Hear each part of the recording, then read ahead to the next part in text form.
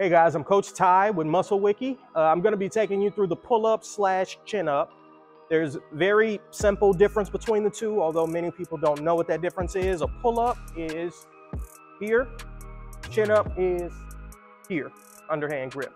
And so if you are a beginner, if you haven't done a lot of pull-ups or chin-ups, I suggest you start with a chin-up.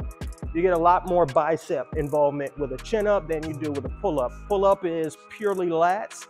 So bringing your biceps in to help a little bit more with the chin-up variation is desirable, again, if you're pretty new. So from there, I'm gonna show you the chin-up first. So hang from the bar, make sure you're not swinging before you initiate that first rep. What I like to do is point my toes and push my hips back slightly, which gets my torso even more vertical.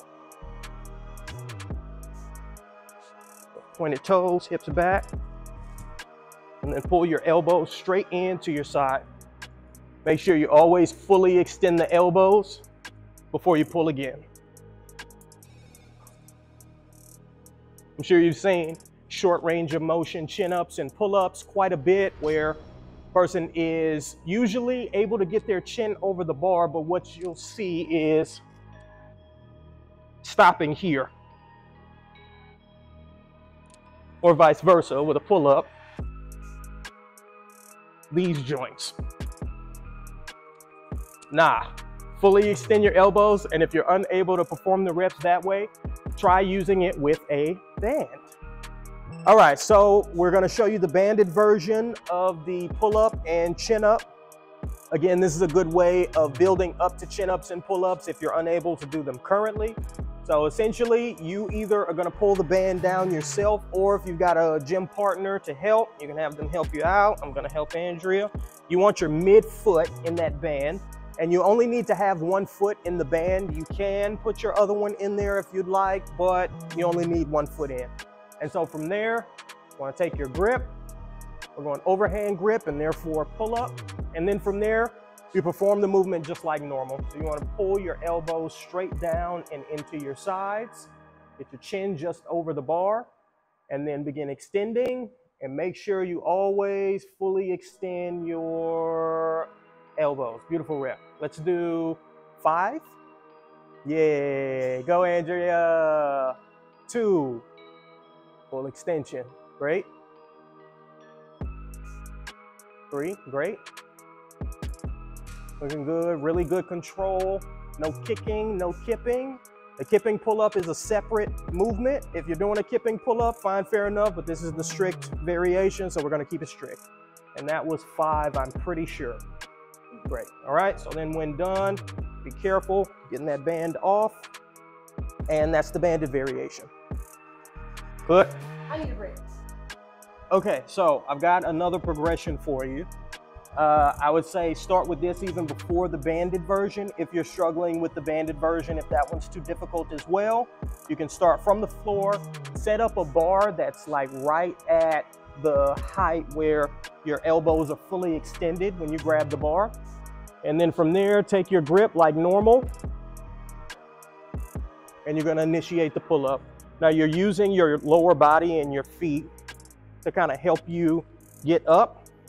This is a good way to start practicing this motion and also controlling your own body weight when pulling vertically. Some people will tell you to use a pull down in order to get better at chin-ups, and while that is gonna make your lats and biceps stronger, which is valuable for obvious reasons in doing a chin-up, and that's good as well, you should do that too. But I say, in order to get better at doing chin-ups, you have to do a chin-up. That's the unfortunate part about it, is if you can't do chin-ups, then how do you get better at it? Well, you do more regressed versions of the movement, like this one, like the banded variation, or using a assisted chin-up machine at your gym, and then slowly but surely build up from there until you're doing your normal reps. Okay, so our last progression on the pull-up slash chin-up is adding weight to the movement.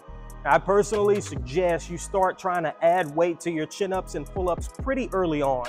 If you're able to do 5 to 10 solid, strict, good form reps, start trying to add some weight to them. I've always treated my chin-ups and pull-ups not much different than the deadlift or the squat. I'll do heavy reps of 2 or 3 reps on chin-ups and pull-ups because that's how you get stronger. We do know from the research that whether you do 2 reps or 15 reps, so long as you train to near failure, you get roughly the same amount of muscle growth. But the difference between those 2 rep ranges or 2 amounts of reps is doing 2 reps makes you way stronger and doing 15 reps doesn't.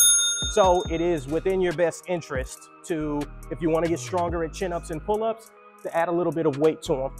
So I personally like to have the plate hang in front of me, or if you're using a dumbbell, you can go here, and then from there, form's exactly the same. Make sure you fully extend your elbows. Don't start sacrificing your form in the interest of going heavier. If you can't maintain your form, then go back lighter or regress to one of the other movements that we showed you.